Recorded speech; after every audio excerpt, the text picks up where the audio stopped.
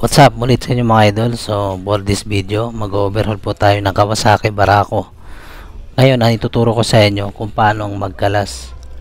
Bali ang gagawin natin ngayon, dahil nakakalas siya sa chassis, bali ang unahin natin tatanggalin yung camshaft saka rocker arm. So ituturo ko sa inyo yun kung paano tanggalin. Pero kung nakakabit to sa chassis mga idol, bali ito tatanggalin nyo na agad to bago kayo magtanggal ng rocker arm sa camshaft sa cam gear. So ito sa video na to, ituturo ko muna sa inyo yung step by step kasi nakakalas naman siya sa chassis. Kaya ang gagawin ko ngayon, uunahin ko ay tatanggalin ko muna yung rocker arm, camshaft, tapos saka natin to babaklasin. So ipapakita ko sa inyo yung mga tools na dapat mong gamitin kapag nag-o-overhaul ka. So ituturo ko sa inyo yun step by step. So ayan, unahin natin ito. Tatanggalin natin to gamit ang alin. Sunod yung mga bolts nya. So ito. Ayan, tatanggalin natin yan. Dalawa po yan. Dalawa yan mga lodi ito. Number 8 po yan na 8. Tapos itong top 8, number 8. Ayan, pasensya na kayo. Ito number 8. Tapos itong takip. Tatanggalin muna natin yan para matanggal natin yung camshaft sa rocker arm. So ayan, umpisahan na natin.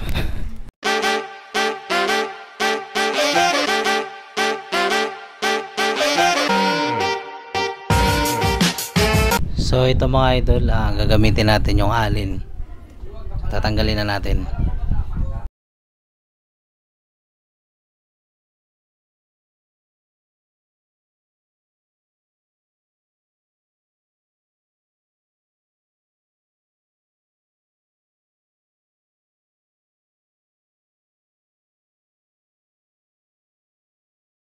Ngayon, ang isusunod naman natin ay ito.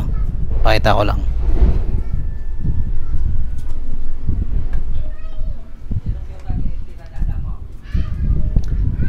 Ito po, number 8 po ito, para matanggal natin yung rocker arm saka yung tappet nya. So tatanggalin na natin.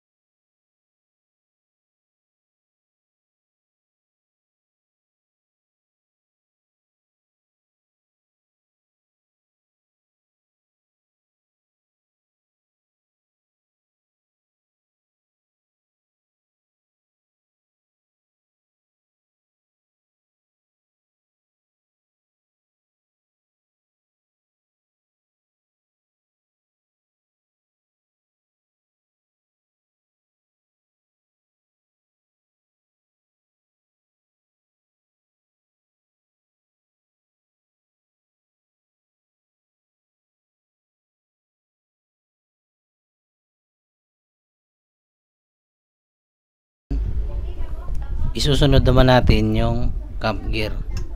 So wait lang.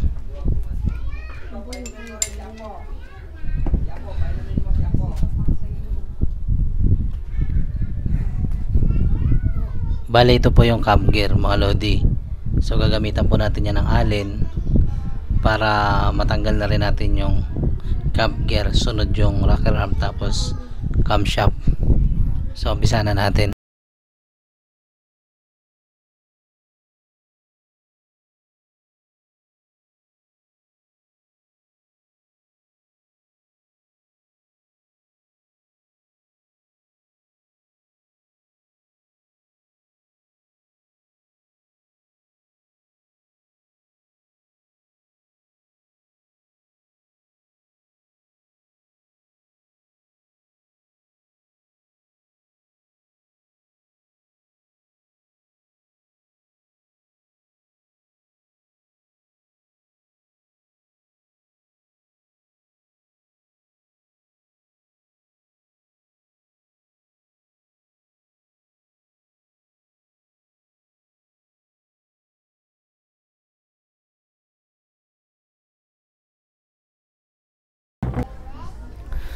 Pagkatapos mga lodi, luluwagan po natin itong tappet screw ito.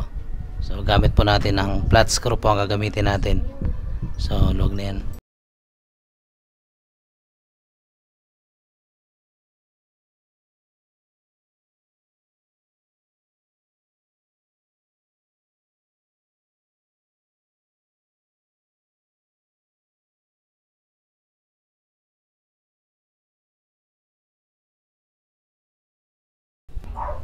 Saka mga lodi, bago mo pala matanggal tong rocker arm ito, bago mo yan mahugot, so ang gagawin natin, tatanggalin po natin yun.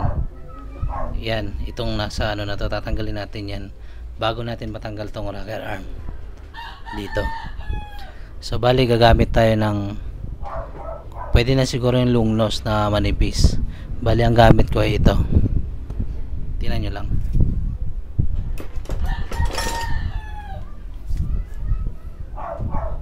So ito po yung gamit ko. Ayan. Bali susuksok lang natin para matanggal natin yung pinaka pin niya. So ito. Yan, ito po yung pinaka pin. O tawag nila pin o bossing ba yun? Pero pin tawag nito ang iba So pati dito. Pwede rin kayo gumamit ng, alam mo yung sarayos. So pwede po yun. So madali lang naman to. Hugutin mo lang to para matanggal natin yung rocker arm. Yan, tanggal na po. So para sa mga nagtatanong na bakit daw magkapalit tong dalawa, wala pong problema na magkapalit po yan kasi iisa lang po ng forma yan. So kung mapapansin nyo, kahit magkapalit yan, iisa lang ng forma yan. Saka kahit magkabaliktad, kasi nga meron yan thread dito, meron din yan thread dyan. Ayan, baliktaran po yung thread nya, lusutan po, kaya wala pong wag po kayo matakot, ganun po yun. Saka kailangan po ang pagpasok nito sa susunod, kailangan ganyan. So titingnan nyo to, butas kasi meron yan tornilyo sa taas dito yung tinanggal natin kanina. Ayan, diyan po siya papasok, pinaka thread nya. So ganun lang po kadali mga lodi. Ngayon tatanggalin na natin yung rocker arm. So nagtataka kayo kaya maitim yan, natuyan po kasi ng langis to, tapos hindi na siya umaandar. Bali ang gagawin ko, i-overhaul ko to, kaya ituturo ko sa inyo, saka i-refresh ko na rin. So ganun po yun. So tatanggalin na natin yung rocker arm.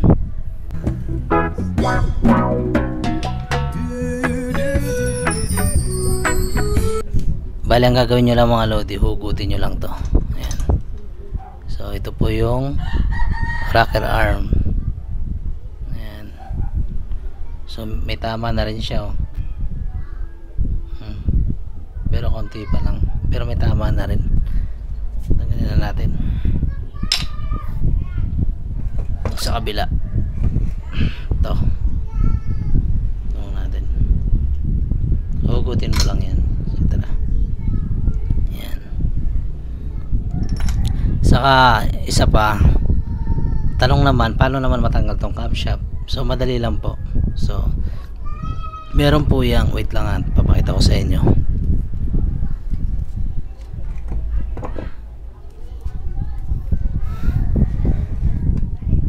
So meron yan mga lodi, ito screw nya. So bali ang gagamitin natin ay impact drive. So impact drive po yung gagamitin natin para maalis po natin to. Hindi po to kaya ng mano-mano, yung kinakamay na gaganituin, gaganyanin, hindi po kakayanin yan. Kaya ang ginagamit po dyan, impact drive. So umpisa na natin. So ito po yung impact drive mga idol na gagamitin natin. Ayan. So para matanggal po yan, impact drive saka martilyo po yung gamit.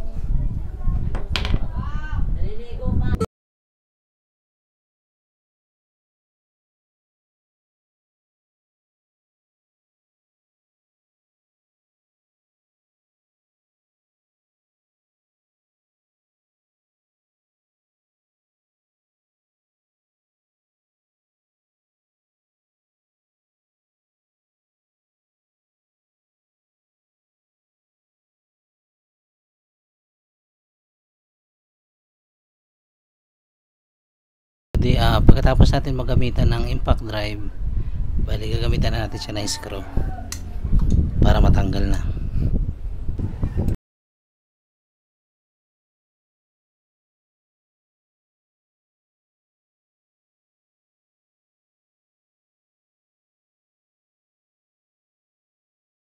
Unlock ng camshaft. So ngayon ang tanong naman, paano naman natin ito mahuhugot? So walang problema dyan mga idol, tuturo ko sa inyo. So umpisaan na natin.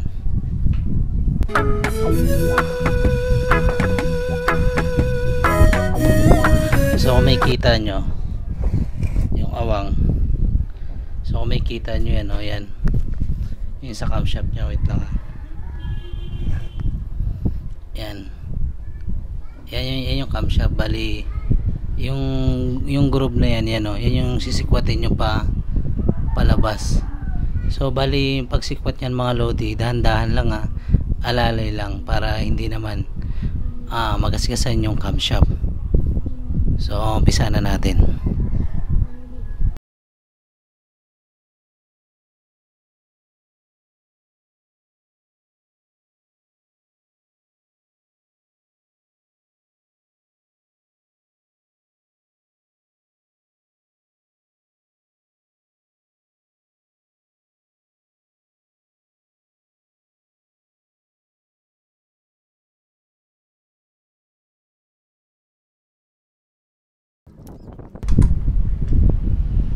So ito na mga lodi, natanggalan natin. So wala naman siyang tama, so okay pa siya. So ngayon natanggalan natin yung camshaft, rocker arm sa cam gear. Bali ang gagawin naman natin ngayon ay tatanggalin natin tong head. So gagamit tayo ng flat screw. So para matanggal, kasi may tornilyo to rito sa ilalim. So umpisa na natin.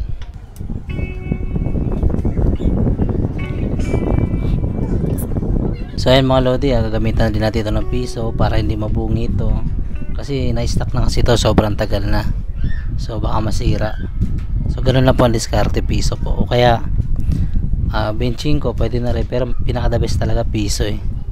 So umpisa na natin para maikot na natin.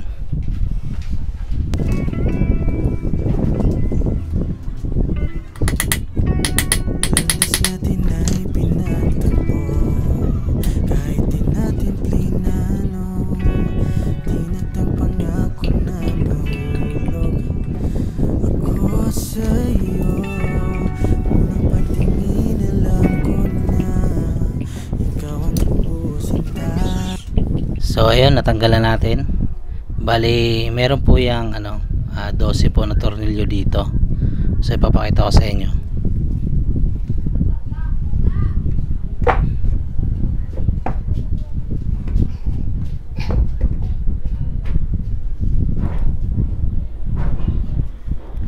So ayun mga idol, ito po yung 12 na tornilyo. Yan, ito po, ito dalawa po yan. So tatanggalin na natin. So number 12 po na sakit to mga lodi. So tanggalin na natin. So bali matigas po siya. So kailangan natin na tiktikin siya ng konti para hindi siya mapersa. Ganun lang po, kasi na-stuck po kasi ito ng matagal, kaya sobrang tigas tanggalin. So ganun po talaga issue ng makina kapag hindi nabuksan saka natuyuan ng langis. So tara, umpisa na natin. Ng aking mundo, pati na rin ang puso, sa ating paglalakbay, maaaring maligaw, pero itong mga kamay hindi bibitaw. Ikaw ay akin at ako'y iyo, kalawakan man gumuho. So bali po meron pa po yan dito, tornilyo 12 rin po yan, dalawa ito. So tanggalin na natin. Kahit na ba sa kabilang buhay ay di maglalaho, dahil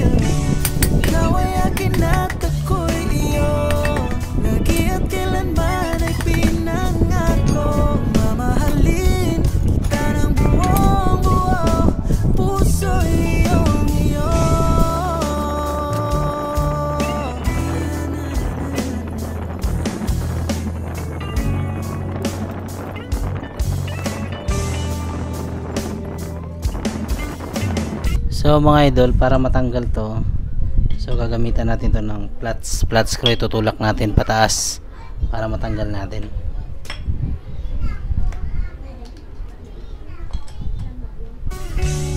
Bukas man ay di nakatagda, ang alam ko lang ay andyan ka. Bawat umagay parang himala. So ingat lang kayo mga idol, merong washer to Sa ating paglalakbay, maaaring maligaw. So ito yung mga lodi, washer nyo. May mga washer po yan. Bali, susunog na sunog siya. Tuyuan na tuyuan talaga ng langis. So bali mga idol, maiksi, may mahaba. So yan makikita nyo. Yung maiksi dito po yan. Yung mahaba naman dito. So hindi po kayo malilito dyan kung magkapalit man. So umpisa na natin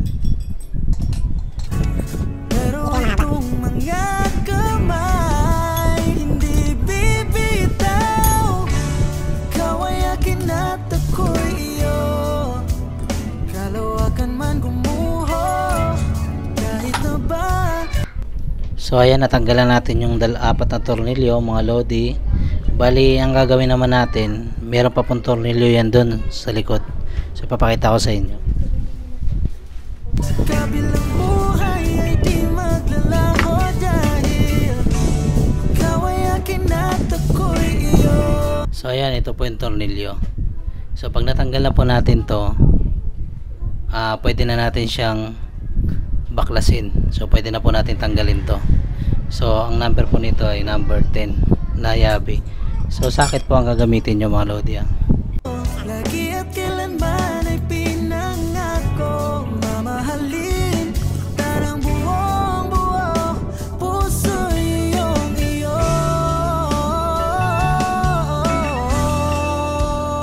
So ayan mga lodi, ingat lang kayo, meron po tong washer, dalawa. So ayan, dalawa po yan magkabilaan. Ayan. So itatabi nyo lang para hindi mawala. So ngayon, natanggalan natin lahat ng tornilyo. Ito pa, meron pa pala dito isa. Number 8 po yan. Tanggalin muna natin.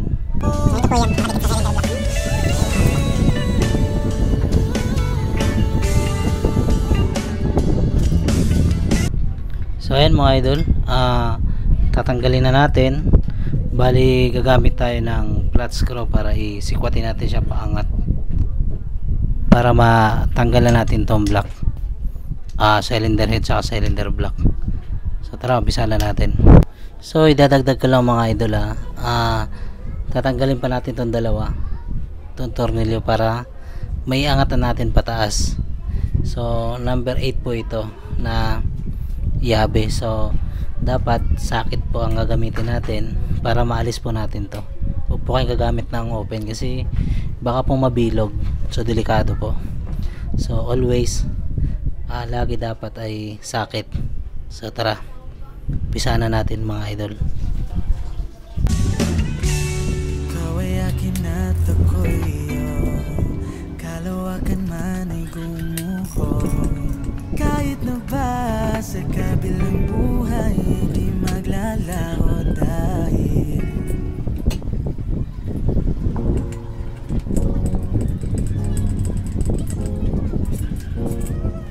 So ayan mga idol, wala po itong washer So sige, angkat na natin to. Pwede na natin tanggalin. Bali, gagamit tayo ng flat screw para may angat natin. So ayan.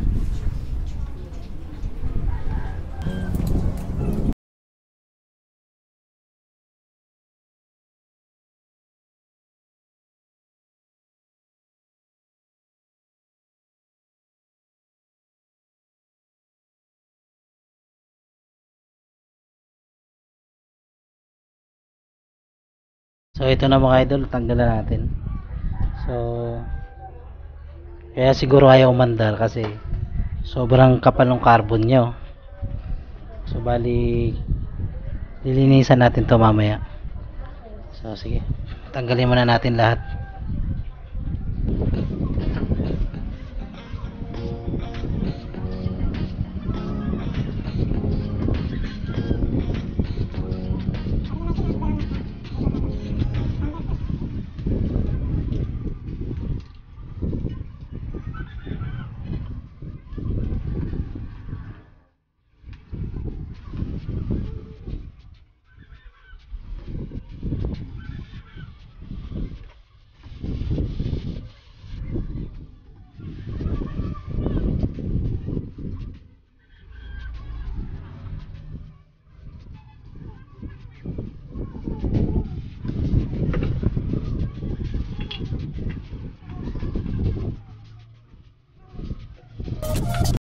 So ayan mga Lodi, meron pa tayong mga ibang video na kasunod. So pinutol ko lang muna yung top overhaul muna yung in-upload ko.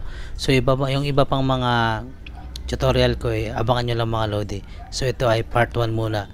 So maraming salamat po. So wala muna tayong shoutout ngayon dahil masyado pong mahaba talaga at komplikado po yung tutorial na ginagawa natin.